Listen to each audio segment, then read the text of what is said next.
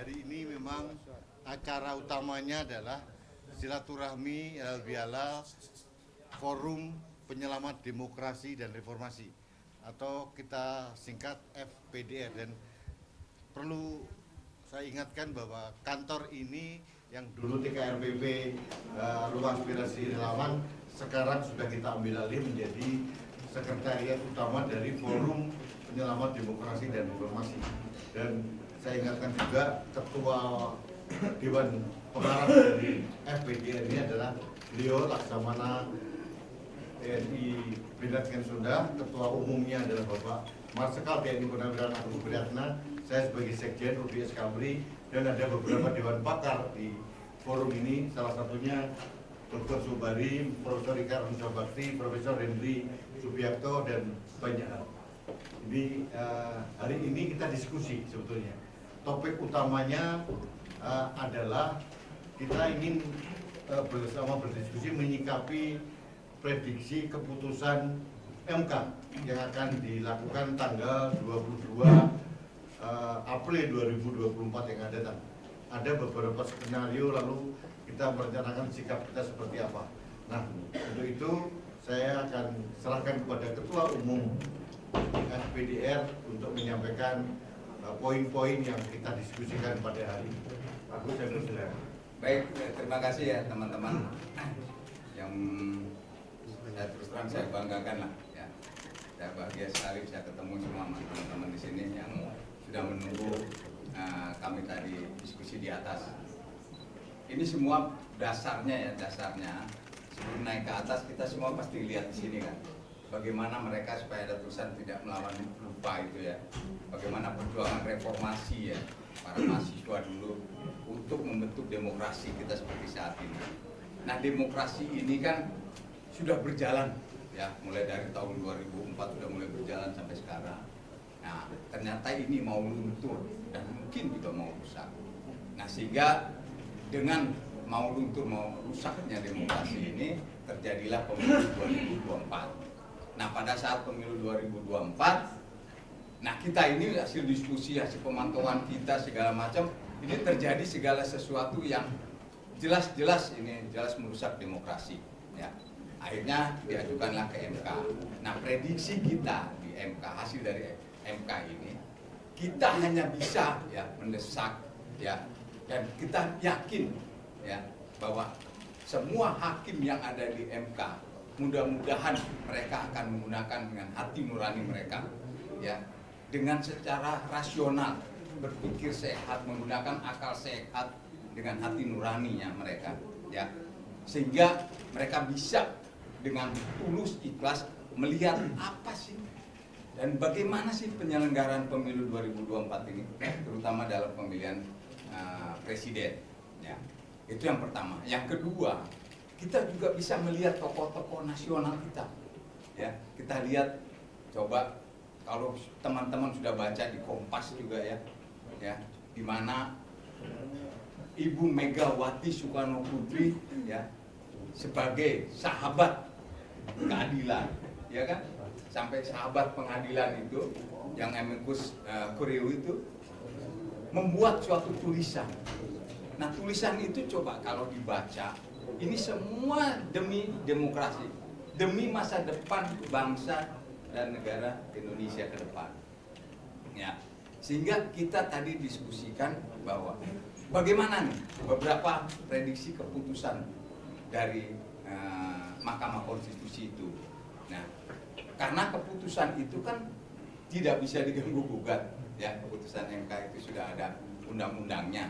Nah, tapi kita mendorong, mendesak agar hakim-hakim yang ada di MK itu menggunakan hati nurani, tulus ikhlas demi tetap tegaknya demokrasi bangsa dan negara Indonesia ini yang sudah berjalan dengan baik ini. Ya. Selanjutnya juga dari Forum Penyelamat Demokrasi dan Reformasi ini tidak akan pernah berhenti sampai saat ini saja. Ya, akan terus berjuang. Apapun keputusan dari MK, kita akan tetap berjuang demi demokrasi ini. Kita akan tetap berjuang dengan cara kita, ya. Karena demokrasi ini sangat penting, karena sudah diakui loh di dunia bahwa Indonesia itu negara demokrasi ketiga terbesar di dunia. Udah diakui ini. Kok sekarang mau luntur, mau dirusak? Silakan, mungkin teman-teman pasti wartawan banyak baca artikel-artikel dari luar negeri. Ya, sampai ada di Dewan Keamanan di Dewan PBB saja ada yang menanyakan masalah bagaimana demokrasi di Indonesia ini. Nah, itu tadi yang kita diskusikan. Jadi perjuangan kita demi menegakkan demokrasi dan bangsa dan negara Indonesia ini yang sudah baik ini jangan sampai luntur maupun dirusak.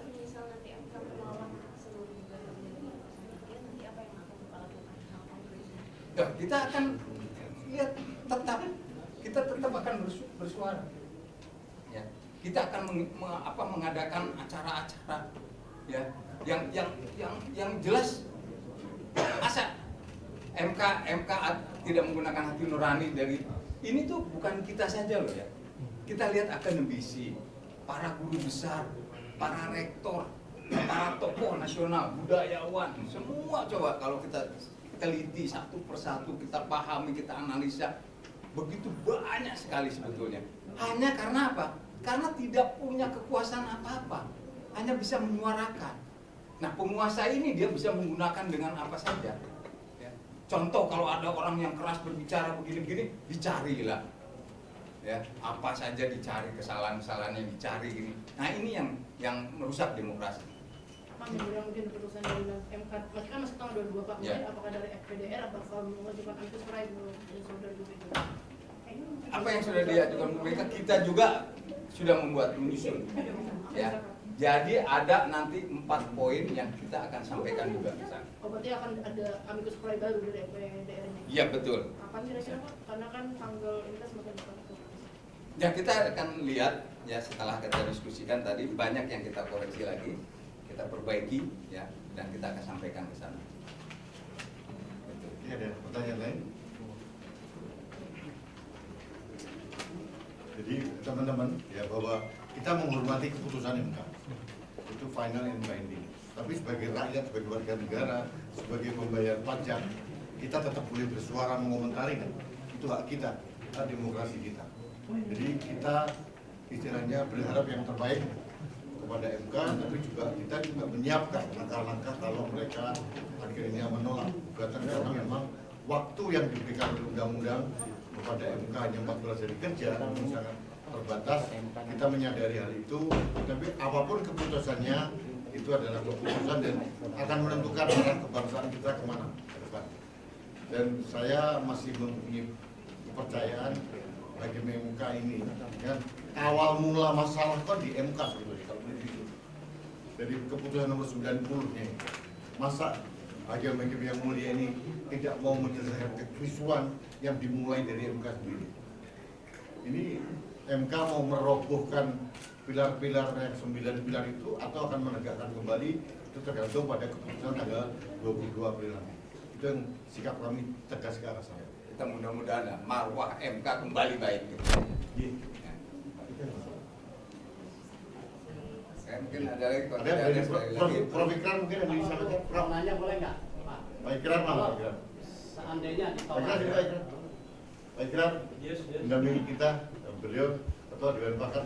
Jadi kalau mau pertanyaan, Profesor Ikrar lebih banyak bisa menjawab. Kalau ada pertanyaan. Ada Pak Sobari juga bisa. Kayaknya nggak ada. Ya mungkin untuk Pak Sobari. Oke, gimana? Ada pertanyaan dari Mas? Ya, Prof. Ikrar, apa terkait dengan keputusan Indonesia? Ya, yang jelas ya, apapun keputusan MK ya, tentunya gerakan untuk memperbaiki demokrasi Indonesia itu jangan sampai mati. Ya. Kenapa demikian ya? Karena kerusakan-kerusakan yang ada pada pemilu 2024 ini jangan sampai kemudian dibiarkan. Satu, yang kedua jangan sampai kemudian presiden terpilih yang ditentukan oleh MK besok ya, itu jangan sampai juga mengulangi abuse of power yang dilakukan oleh pimpinan negara dan pimpinan pemerintahan ya pada pemilu 2029 yang akan datang ya. Sebab kalau itu terjadi ya, itu boleh dikatakan tidak akan ada boleh dikatakan titik terang dalam demokrasi Indonesia mendatang. Dan ini yang akan rugi itu adalah Anda-anda yang sebagian besar masih muda ya, dan juga anak cucu kita semua ya. Kenapa demikian? Karena kita tahu itu reformasi 1998 itu, jadi kita harapkan itu adalah reformasi terakhir di dalam mengubah sistem otoritarian ke dalam sistem demokrasi. Tapi kita tidak mempersiapkan diri bahwa seorang presiden yang terpilih dengan cara-cara demokratis itu bisa menjadi orang yang membunuh demokrasi Indonesia itu sendiri ya. Dan ini terjadi, bukan cuma terjadi di Jerman pada masa Hitler, tapi ini juga terjadi pada masa Joko Widodo ya, yang terpilih secara demokratis.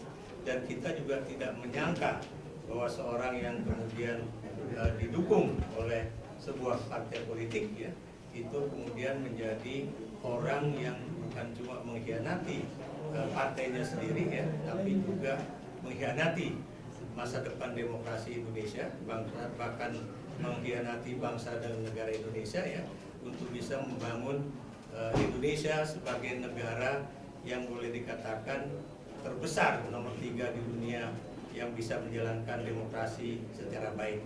Jadi itu saja ya, mudah-mudahan Anda sebagai insan pers ya, baik itu media televisi, radio ataupun online ataupun media cetak, itu juga jangan berhenti untuk menyuarakan kebenaran, karena kebenaran yang hakiki itu tentunya pasti akan bisa kita temui ya, entah pada masa 5 tahun yang akan datang atau pada masa yang setelah itu.